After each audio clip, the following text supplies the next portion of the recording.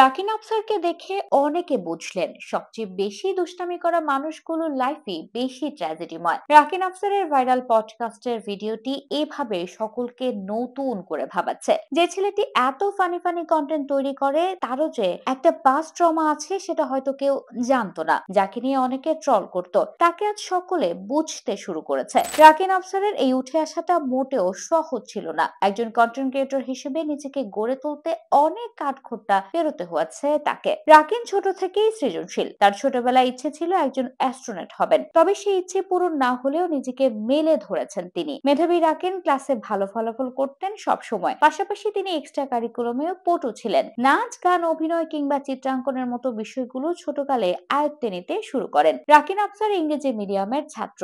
অবশ্য মাঝখানে তিনি মাইলস্টোনের বাংলা মিডিয়াতেও পড়েছেন। তিনি সায়েন্সের স্টুডেন্ট ছিলেন, তবে বিশ্ববিদ্যালয়ে এসে বাণিজ্য শাখায় ভর্তি হন। রাকিন আফসার ইন্ডিপেন্ডেন্ট ইউনিভার্সিটি ও বাংলাদেশ থেকে বিবিএ করেছেন। একই ভার্সিটি থেকে এমবিএও করেছেন তিনি। তার ইউটিউব যাত্রা শুরু হয় সালমান মুক্তাদির সহ আরো কয়েকজন টিম মেম্বার নিয়ে। তবে পরবর্তীতে সেই টিম থেকে ব্রেক নেন রাকিন। অনেকের হয়তো জানা নেই রাকিন একজন সেলস পার্সনও ছিলেন। তিনি এক কর্পোরেট কোম্পানিতে অ্যাপার্টমেন্ট সেলস এর কাজ করতেন, তবে সেই চাকরি ছেড়ে দেন এক সময়। এর মাঝে তিনি দেখো নামে এক কন্টেন্ট ক্রিয়েশন প্ল্যাটফর্মেও কাজ করতে শুরু করেন, যেখানে তিনি প্রোগ্রাম প্রডিউসার ও স্ক্রিপ্ট রাইটার ছিলেন। এরপর একটা দীর্ঘ সময় নিজে নিজে কন্টেন্ট ক্রিয়েটিং করতে থাকেন। তাকে সকলে মিস্টার আফসার নামে ফেসবুক ও ইউটিউবে চেনে। বিভিন্ন সময় ও চরিত্রে তাকে প্রায় ফানি কন্টেন্ট ক্রিয়েট করতে দেখা যায়। কমেডির পাশাপাশি বিভিন্ন লাইফস্টাইল ব্লগও তৈরি করেন রাকিন। বলা যায় ইউটিউবে এবং ফেসবুকে রাকিন একজন সফল কন্টেন্ট ক্রিয়েটর। রাকিনের প্রথম যাত্রা শুরু হয় ভাইন দিয়ে,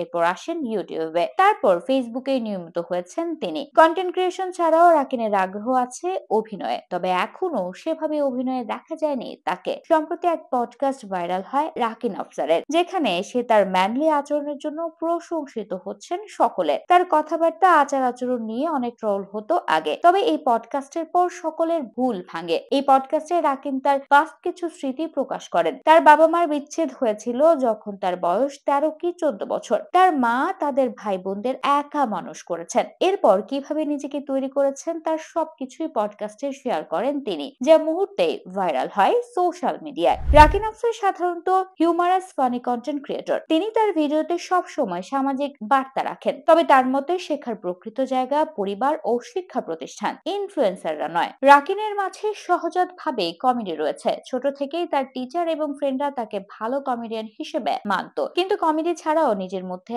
আরো প্রতিভা আছে বলে বিশ্বাস করেন তিনি। সেজন্য শুধু কমেডিয়ান হিসেবে নয়, বরং একজন এন্টারটেইনার ও ডিজিটাল কন্টেন্ট ক্রিয়েটর হিসেবে পরিচয় দিতে পছন্দ করেন। কমেডি ছাড়াও রাকিনের আগ্রহের জায়গা হলো অভিনয়। ভালো গল্প ও পরিচালকের সাথে সুযোগ পেলে ভবিষ্যতে রাকিন নাটক বা সিনেমায় কাজ করতে চান। রাকিনের প্রিয় কমেডিয়ান আন্তর্জাতিকভাবে বিখ্যাত লাইজা কোশি। লাইজার সাথে নিজের সেন্স অফ হিউমারের মিল খুঁজে পান তিনি। রাকিন মনে করেন নিজের কাজের উপর ভরসা করার কারণেই তিনি আজ এই অবস্থানে। শুধু সস্তা জনপ্রিয়তার আশায় কাজ না করে সৃজনশীলতাকে প্রাধান্য দিয়েছেন তিনি সব সময়। নিজের কাজ ও নিজের প্রতি সম্মান থাকাটাকে অত্যন্ত জরুরি বলে মনে করেন রাকিন।